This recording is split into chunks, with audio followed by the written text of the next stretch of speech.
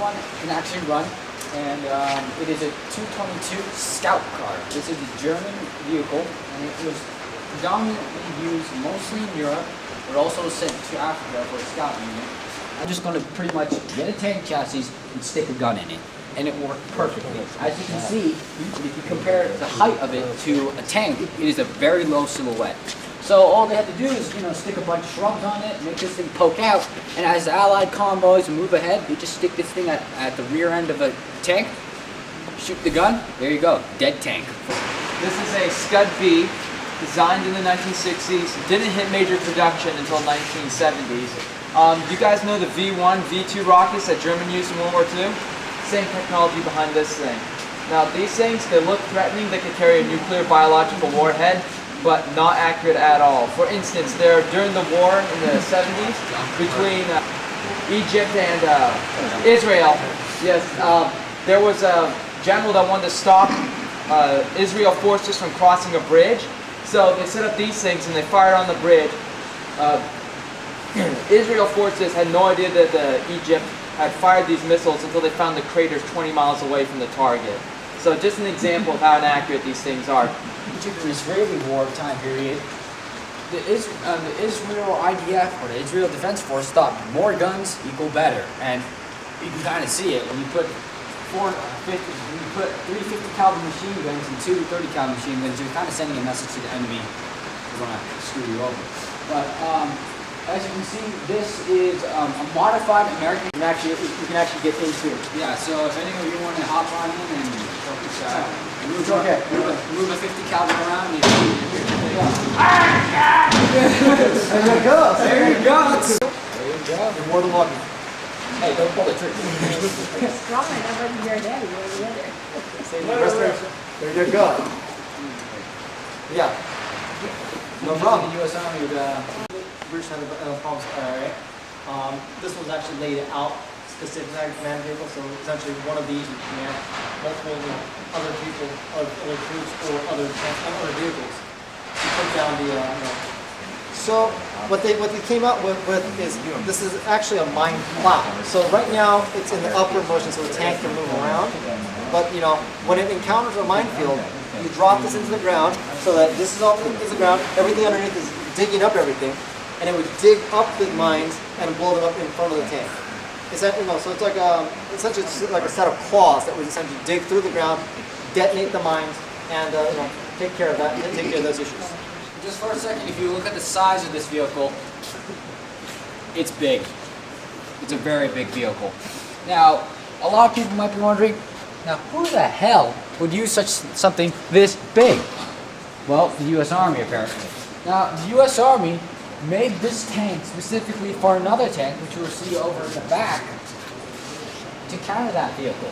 Now, it's a huge vehicle. Now, the thing is that, first of all, it wasn't really a successful thing. This thing never saw combat at all. Because first of all, it was too big, it was too bulky, it's too unmaneuverable that you can't take it anywhere. Germans were completely shocked by this thing. They'd fire at it, and the shells would just ricochet right off, and it scared the hell out of them. So they eventually got bigger tanks, such as the Tiger and Panther and Panzer IV to counteract this thing. But when this thing first showed up, it was a monster. Essentially, one guy fires and two guys tow the vehicle back.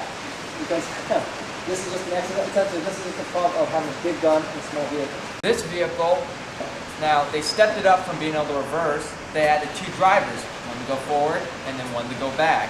So, because if you're backing up, you're going slower than you're going forward. In this case, it's the same speed both ways. So if you're out patrolling and you come up over a hill and there's a squad of Russian tanks, the driver on that side will flip an override switch, give driver to this side control, and then they get out of there. It's a great ingenious design. And they saw these things, it scared the crap out of them and led to building the M103 and Conqueror tank. These things, when they were used in combat by the Egyptian forces, not reliable at all. They had major engine problems. The reload process took a long time. The only advantage it has is very thick armor. The armor on the turret is something like 9 inches thick, respectively. And this gun is a 122mm gun. Now, He got this right from the National Guard, and what's even more amazing is that the guy who was supposed to bring this to Jacques' place said, hell no, I'm not gonna bring this huge ass thing up the hill. I can't do that. My trailer can't handle it. So Jacques called up the local police and say, hey, can I drive my tank up the hill? And I bet the police were like, Yeah, okay. tank? It's just like, yeah. So he literally, Jacques Littlefield came up that hill that you just drove up with tank escorts, and he's driving this thing. Imagine waking up in the morning and seeing this thing roll by. One of Joseph calls the platypus of all tanks. It's essentially portions of different things put together. This is Jacques' favorite tank. Thereby, that's why it's 551s on our hats and also on our shirts. When Jacques passed away, his casket was placed on the platform on the back of this and taken to the grave. This was a wild experiment in designing a light tank. Essentially, the idea of making it, hey, you know what, you want to make it go swim, or float, essentially. You want to make it air droppable. You want to make it powerful enough so that you can take out a Russian tank at good long distances. So the problem there is that, hey, this tank, come on up. This tank is actually not that large. So, how is it going to take out a big Russian tank? And the thing about it is, on a battlefield, you need to have your tank. The first 20 minutes of battle are really, really important. So then, you know what? Why don't we put the tank crews inside the tanks and drop them with everything? But then, as long as we compensate for the 20% failure. So essentially, instead of sending 100% in, you send 120% in, and then you have 20% failure, mathematical 20% failure rate. And then you'll still have an effective combat force. It's very cold and mathematical, but you can understand that, hey, that way when the tank hits the ground, guess what? They're ready to fight. It is the first vehicle that Jacques ever collected and fully restored. Now this vehicle, like I said, with the 222 Scout car, I guess he hasn't really found the Scout cars in the store now. But with this one is that he restored it again to the quality of it, how it would come out right from the factory. It was easy to produce.